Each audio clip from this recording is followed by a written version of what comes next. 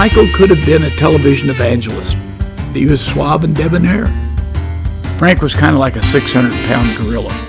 You know, he sleeps where he wants to sleep. When you become powerful and rich, you start believing you're omnipotent. You're 9 feet tall and you're bulletproof.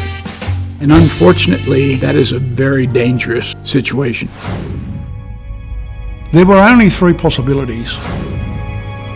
There was an accident. It was suicide. It was murder. This was a very strange event for the senior executive of an international bank. There is usually a big story behind that sort of behaviour.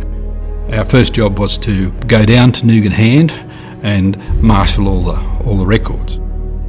As we walked into those premises, they were in the process of actually shredding information. If I had any doubts that something was seriously wrong, those doubts evaporated on day one. After Frank Nugan's death, it was Michael Hand's turn to be the center of a controversy. Quite simply, he disappeared. This was a great example of a magician doing a card trick. Change your hair color, puff up your cheeks, here's a mustache, click, click, right to the airport. This was an international bank, branches all over the world. Who were the directors? They're all US military. Admiral Earl Yates, president of the Nugan Hand Bank. Walt MacDonald, former senior CIA man. William Colby, former chief of the CIA, the bank's legal advisor. These were not your average bankers in what is not an average bank. We saw telexes coming back, which would suggest that Nugan Hand was trying to put deals together to move guns and ammunition to South Africa.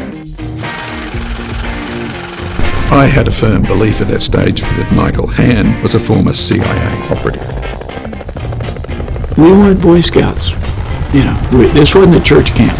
When you were selected for Special Forces training, you could pretty much look people in the eye and say, I'm one of the chosen few. And Michael was a product of that environment. When he got out of the military and went to work for the Central Intelligence Agency, was the next step. Michael Hand told me that the Nugan Hand Bank would be the repository for funds coming in from various CIA enterprises, namely drugs in Thailand. Chiang Mai was a transshipment point for drugs themselves, and these guys up in Burma had money coming out the fucking wazoo. So they had to have a way to move it. What better way than the Nugan Hand Bank? I really believe that Frank Nugan probably became crazier than a shithouse rat. Frank Nugan was prepared to offer $50,000 to anyone who could compromise me as Attorney General. It was suggested I could help them with their problem. They just told me they could make arrangements to get me into Australia and that they'd get me out. Why do you have to come all the way to Hong Kong to try to find a hitter? Yeah, no, excuse me. You can go down to King's Cross and get a pimp to do this. Sorry, guys, I don't have the skills to do that. You're talking to the wrong guy.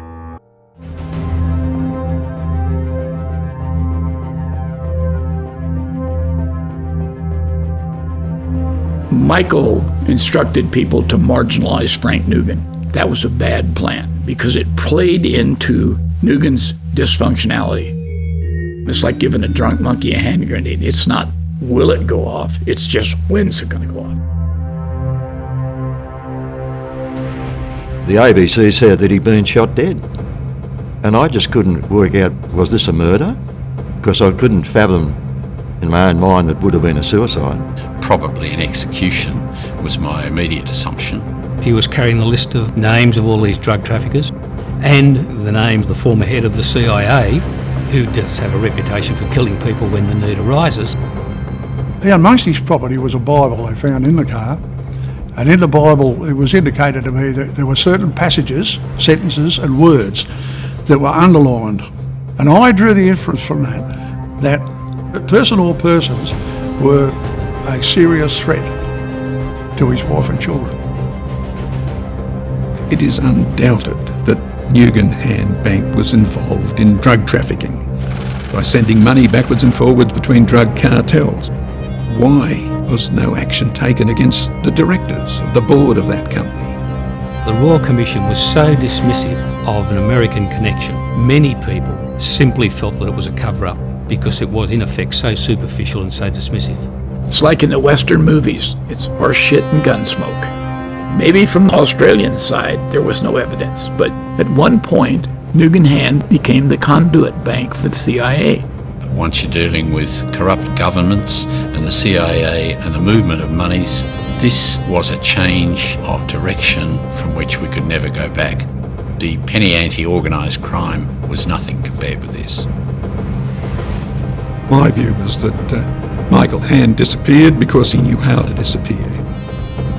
He walked out of that court at Lithgow and no one has ever seen him since. He's not a ghost, surely. Someone must know where he went.